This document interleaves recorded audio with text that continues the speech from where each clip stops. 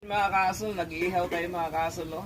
Yun, pakita ko sa inyo ang aming inihaw na barbecue, pork barbecue. So ito ay half cook lamang para maya-maya iinitin ulit to mga kaasol. Tingnan nyo naman to mga kaasol, talagang pag tiningnan mo to, matatakam ka talaga rito. Dahil ano mo dito tayo? Yan, pati yung isda. Ayun, oh. Tap yung isda. Yung Wow. isda. Yan, yung isda mo. Yan. Yun o. Hawak kita isda. Hawak ka. Tapos ito pa, may isda pa mamaya, oh. So tamang laki lang ng tilapia mga kasol para madali siyang maubos pag kinain. So meron ba tayong talong dito, may yan, oh. So ihawin din natin ito mamaya. So susunod natin so sa may pork chop natin plus ito pa, mais yan, yellow corn. Sulit na to mga kasol.